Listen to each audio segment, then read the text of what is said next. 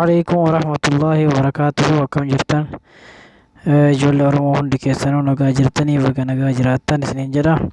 Har'a waan WhatsAppiin qabu waan haaraa wayii isinii qabadhee dhiyaadhe. Warroonni beektan beekuu dandeessanii, warroonni hin beekne ammoo har'a haaraatti barachuu dandeessanii.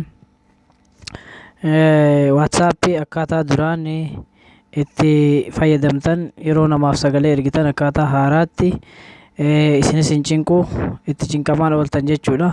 San isin barsiisuudhaaf dursitanii ammoo YouTube chaanaalii kiyya subscribe akka gootan kabajaan isin gaafadha. YouTube chaanaaliin koo YouTube irra seentanii qeerroo biyyaa jettanii barreessitanii qeerroo biyyaa. Anaa garuu waan barraa'ee jiru isa kana isarratti qacuqaastanii ani waan barreessee jiruufi isa kana jechuudha. Isarratti iddoo diimaa kana subscribe gootanii fakkeenyaaf ani godhee isinitti argisiisa. Ammas waan xinnaa kanas tuqxuqxanii hoggaa isa tuqxan kalaas subscribe godhamee jira jechuudha.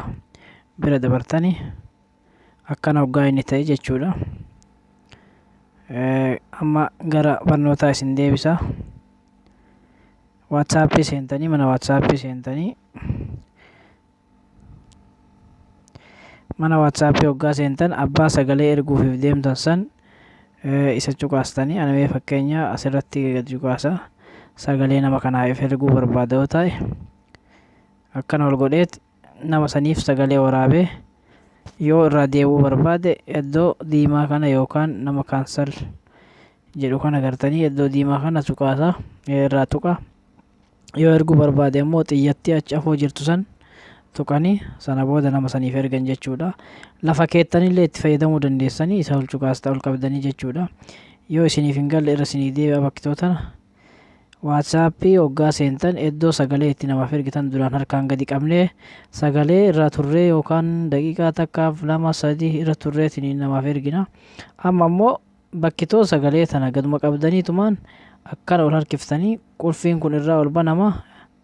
Kan dura qulfiidhaan irra jiru sun itti cufamaa. Yoggaa inni cufamee jedhe akkatti sagalee waan feetan yoo dandeessanii sa'a tokkollee haasoytan erguu dandeessan jechuudha. Sagalee keessan akka feetanitti teessanii jawwaala lafa keettanii harkaan waa dalagataa haasoytanii geeffattanii erguufii dandeettan jedha. Kanaaf galatoomaa isiniin jedha. Sheer gochuun dagatinaa, hiriyoota keessaniif dabarsuun dagatinaa. Akkanatti jajjabaadhaa. Laayikiin isinirraa nafi.